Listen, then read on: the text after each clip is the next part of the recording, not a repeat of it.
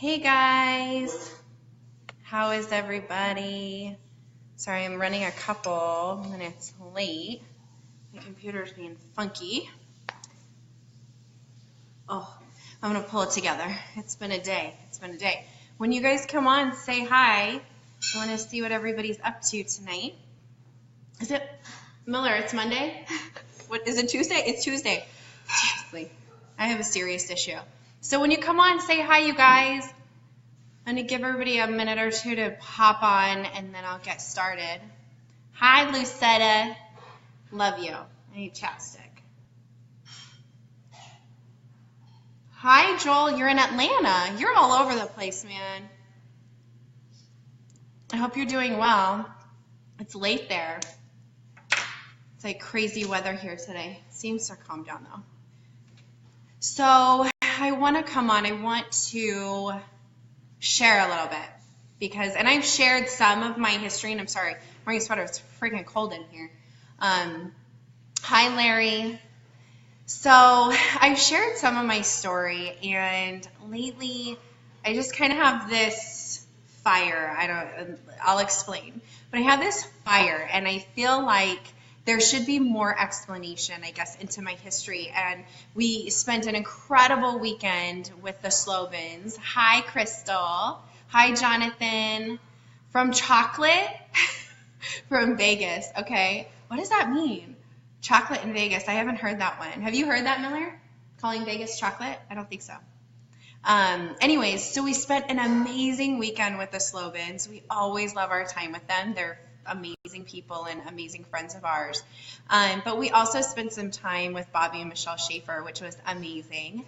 And I got to talking with Michelle, and Michelle and I have met, in the past, but we never actually had time to connect and really get to know each other. And she asked me, well, what's your story? So I started telling her, and, it kind of evolved, and we went into different areas. Hey, Kagan, can you be quiet, honey? Sure. Thanks, son. So it kind of sparked it in me. I don't think I've actually really told my story, like way back when, before I met Eric, before kids, kind of where I come from. And so I kind of want to share that and kind of tell a little bit about what I'm looking to do. What is all of this? Why am I doing this? So I'm from Chocolate from Vegas. I still don't get it. Eden. So Kagan, Eden says hi. He said hi. Hi. Grandma Lucetta says hi. He's literally upstairs saying hi. Hi. So I want to go back before kids. And I think it's kind of an interesting fact about me is that I was previously married. And my ex-husband and I started dating, I think I was like 16. I want to say I was 16. And I was engaged by 17 and married by 19. So I got married very young. I actually didn't finish high school in like the normal setting. The end of my sophomore year, I told my mom, listen, because I hated it. I was so I didn't like drama and I didn't like all that stuff. So I told my mom, listen, we have two choices here. Either I can go and do independent studies on my own and get my diploma on my own, or I ditch every single day and I don't graduate. And so, of course, my mom's like, well, duh, we'll do independent studies. And so I graduated early, got my diploma on my own, and I worked full time. Pretty much from the moment I hit 16 and on, I was working full time.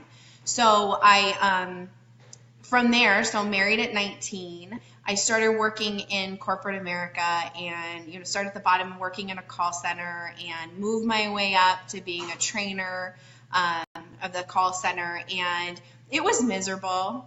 I mean, I'm going to be real. It was miserable. I mean, who likes sitting in a little box all day and literally like everything is your fault? That's the thing that got me with working in corporate is that everybody was out to get one another. Everybody was always blaming and pointing the finger, and you were always wrong. Nobody was ever right. There was never any praise. Like, I don't always need a pat on the back, but dang, like that got old really quick. So then at 21, I got pregnant with my oldest, with Ty. And so my little 21-year-old stint was very short-lived, and it was planned actually. Neither of my kids were, surprises for me. They were definitely planned. So I decided to stay home for a while, and after I had Ty, and staying home was not easy, and the financial burden was very difficult. But we were in a place where we had to decide: can I make enough money to actually make money, or is it just going to go into daycare? And it didn't make sense for me to go to work. I wasn't making enough money. I just would have put it right into daycare. So it just, just stay home. So I stayed home, and I was home for a couple years, and then I ended up getting pregnant with my second. And, during that period, it was a very trying period. Halfway through my pregnancy as a stay-at-home mom, my husband at the time was laid off from work and didn't go back to work for quite a while. And so I panicked, and I was like, oh God, I got to go back to work. Like, what do I do? Like, what do you do in that situation? Like, what? I'm showing, who's going to hire me? So I kind of hid my pregnancy a little bit, went on some job interviews in restaurants, and literally worked part-time at nighttime, just bussing tables and hosting and just trying to make extra money, because what else are you going to do? I couldn't get another job in corporate. So as soon as I had Kagan, I was on it, man. I was putting my resume out there. It was time. So I ended up landing this job at a specialist office managing one of the clinics out here. And I want to say it was 3 months into that, my whole entire life just literally rug ripped out from underneath me. My ex and I, some things went down, and it was time. And within a week, I found out that my marriage was over, and I literally was a single mom within a week. And so I went from just starting back in work, just getting back into the workforce. I had 2 little kids, and I'm a single mom. What do you do with that as a mom, as a woman? What do you do? And I just went into this fight mode. That's all I can explain it. I remember people telling me all the time, I don't know how you're doing it. I'm like, well, you just don't have a choice. You just make it happen, and I'm not going to fail. I don't want to fail. And the only time that I had to myself was when, if I was in the car, as long as my kids weren't in there, that's usually when I would have a mental breakdown, and that's when I'd be crying. I'd be that girl next to you in the car that you're like, holy crap, what happened to her? But that's the only time I had. I would go on my lunch breaks at work, and I would just sit in my car and just cry because I didn't know what to do. And during that period, I remember I was looking frantically. I was like, there has to be something better, because this is not enough. I spend so much time away from my freaking kids. I never see them when they're sick, and my little one was sick all the time. When he's sick, I am bawling and I'm crying in my office because I'm afraid to tell them that I have to leave, because I'm afraid that they're going to fire me. But what do I do? Leave my kid? What do I do? I mean, there was a point where my son, they called me and said, we have to call the ambulance. Your son really can't breathe.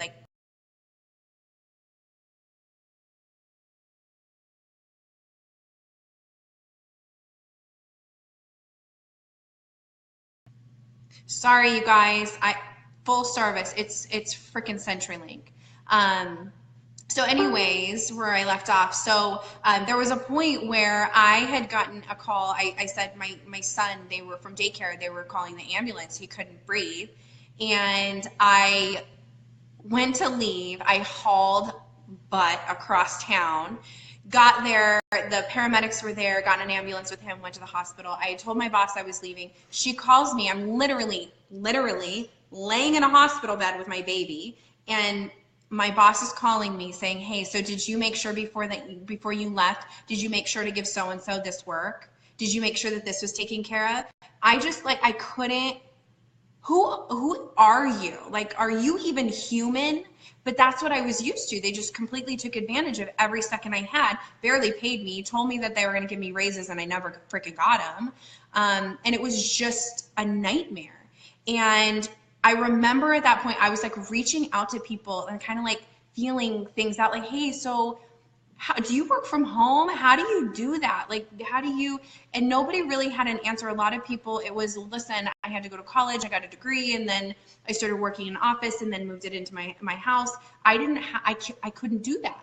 Number one, I didn't have the freaking money. There's no way. Like I could barely, when I went to the grocery store, you guys, like I literally knew exactly how much I could spend. And I would have my calculator out and I would have like a can of soup. Let's say it's $1. I would put it down as $1.25 just to make sure with taxes. And once I hit my limit, that was it. That was it. And if there was something else the kids needed, you better believe my stuff was getting out. You know, so I had no money. And I sold my house and used the equity as a cushion because I was really scared in case anything happened. You know, so I, of course, through all of this was still trying to be a single woman, maybe have a life. I don't know, meet men, meet people. And I had gone on Match.com and I was on there for a while. So I was a, you know, single mom for a couple years. And one day this guy, this guy, like doctor guy, shows up on Match and I was like, he's pretty cute. Maybe he's real. You never know. So I sent him a little wink and he ended up responding back. And obviously, you know, we met up in our first date. No joke, you guys. I was sitting across from him and I remember thinking, oh my God, is this real? Like, is this guy for real? And I went to pick my kids up afterwards. They were with my mom. She was watching them for the night for me. She goes, so how was your date? And I said, oh my God, I'm pretty sure that I just met the man that I'm going to marry. So clearly that worked out. But so once I got into that space with Eric, you know, there came a point where he was like, this is not working. You can't work this job. They are literally taking advantage of you. And every second that you have, this is crazy. And they're not even hardly even close to paying you for it. So I decided, all right, I'm gonna try doing something fun. You know, let's just do something easy and fun. Let's go cocktail. So if for any of you that like know me personally, cocktailing is probably not something that you would expect me to do. And I did it. You know, I did my little interview, got the job, went and did it. Not worth the money in any way, shape, or form. But it was a great place for me because I was able to switch my focus onto me. And so for years and years and years, so since like I want to say 14, I want to say it was 14. I don't remember exactly how old I was. And no, Crystal, I never liked that job. It was terrible. Don't cocktail. Don't do it. There's other options. Yeah, there's other options. So anyways, I got kind of sidetracked, Crystal. Thank you. It's so funny. I had somebody else today that asked me about cocktailing. I'm like, don't do it. Don't do it. So anyways, but during that period, I was able to really focus on me. But so years and years and years. So we're talking about, I want to say, like I said, like 14 or 15, I had eating disorders. And I had eating disorders throughout my entire childhood and then into adulthood. And then obviously when I went through my divorce, you know, that was a place for me of control. It's really the only place that I felt control was with my food. And so when Eric met me, I was 98 pounds. So I was very, very unhealthy. And, you know, so, and a lot of people, even that have known me for years, didn't realize that I struggled in that way because I was very quiet about it. But when I switched over and I got out of the space of really worrying about the job and it being crazy, I was able to focus on me and taking care of me. And I had all these light bulb moments, you know. Obviously I started hitting the gym and I felt phenomenal. It was like it's this place of release and it's this place of strength for me, of seeing what I'm capable of. And, you know, being able to kind of come to terms with food and those issues that I've had over time. But as a person though, it's built me and it's helped me in my, not just my journey, but in helping others in theirs. You know, so, and for me, that's where the kind of the fitness background and where the competing kind of came into play. That was a total release of control. For me, the reason I chose to go into competing was so that I could give up control. You know, you give control to a coach. She got to tell me what to eat, when to eat it, how much to eat, and I didn't get to say anything else. I just did the work. And that was really healthy for me mentally and that at that point because I needed to let go. So we kind of fast forward into now and, you know, I look back on all of that time I spent so frustrated, and I spent so much time not with my children, just trying to get by, just trying to make ends meet. And, you know, when Eric and I came together, there was many times where I questioned myself and whether or not I could really make an impact on our family. Because, you know, it's amazing. My husband's amazing, but he's a physician. He's gone to school for years and years and years. You know, he makes a massive impact on people's lives every day. And I was like, well, how the heck, how am I ever going to be able to do something like that? I can't go to college, and I don't want to put the time into that now, nor the money. But I do want to make an impact on this world, but I want to be with my family, but I also want to be freaking successful. Like, I have so much in me, and I have so much like passion, and I want to be able to express that, and I want to be able to like just impact the world. But how do you do that if you don't feel like you have the resources, and you don't feel like you've gone to school, and you haven't done this, and you're like, what do I do? And so when Eric and I launched our I do quotes, it's not quotes, it was a medical practice. When we launched that, you know, we really did it because we wanted to make an impact, but we also wanted freedom, you guys. We owning your own business, so we thought, okay, we're going to be able to be free. We'll make our own schedule. We'll work when we want.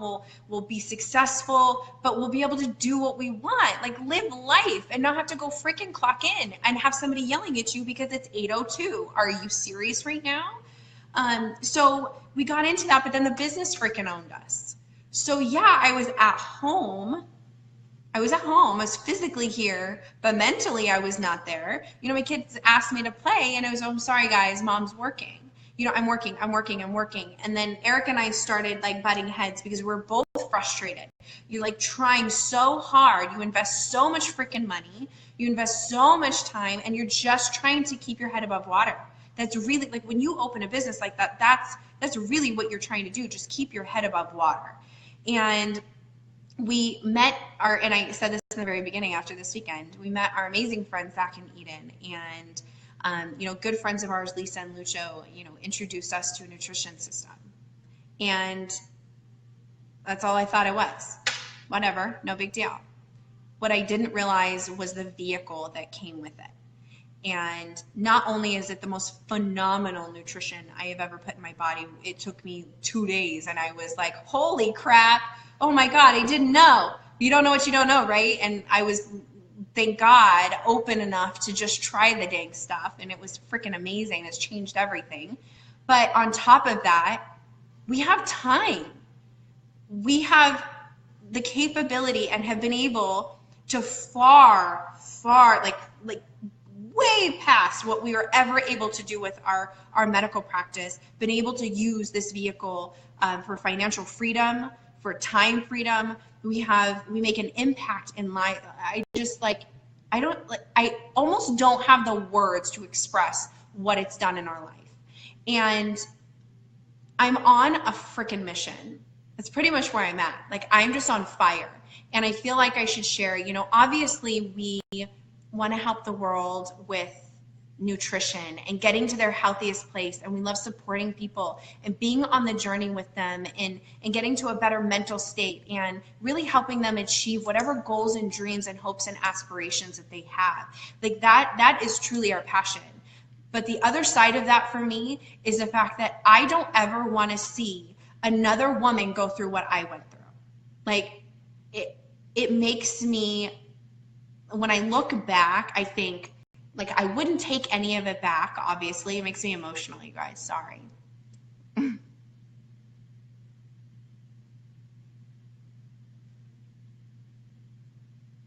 I wouldn't take any of it back, but it was terrible.